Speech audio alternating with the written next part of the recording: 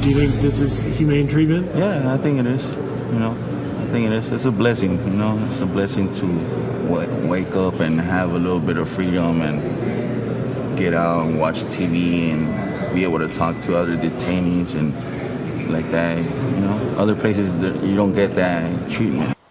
We took you inside one of the largest ICE facilities in the nation, the same place where our next guest says her son's killer was held for a year and a half. Dominic Durden was on his way to work in California back in 2012 when he was hit and killed by an illegal immigrant with a record of drunk driving convictions. Dominic's mom, Sabine Durden, joins us now. Sabine, you saw the piece we did, and you reached out to me on Twitter with this heartbreaking news. Just share with our country your reaction to what you saw in my piece.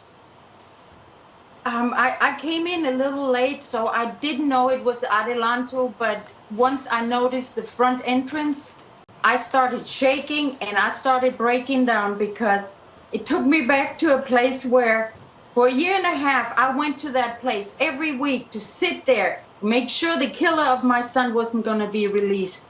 And I had no idea why I couldn't even be in a hearing, why I couldn't sit back watching him try to defend himself. I had to sit up front or in a holding visitation cell with his family members dogging me.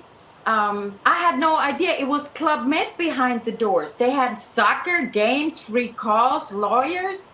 I had no clue. And just to hear that, it took everything in me not to run out of the house screaming. It just, my son's taxes that he paid as a law-abiding citizen paid for his killer's comfy stay in Adelanto.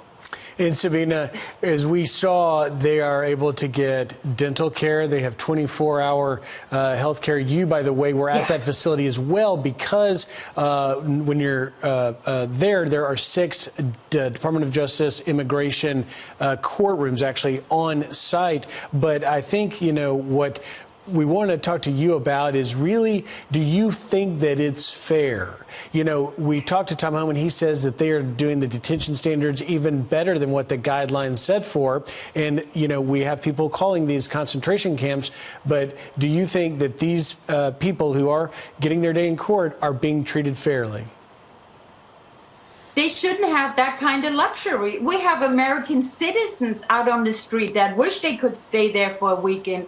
And I noticed one thing, that illegal aliens, whether they get caught or whether they just sneak in and don't get caught, it's a win-win for them. In Adelanto, they go to Club Med, they get their dental, medical issues taken care of. If they don't get caught, they work under the table, make tax-free money, and send it back. Sabine, while our American citizens don't have that. Sabine, it's not fair. They should have 3 warm meals and get out of this country, deported swiftly. Just quickly, do you believe that this administration, the Trump administration, is doing the right thing when it comes to the immigration issue?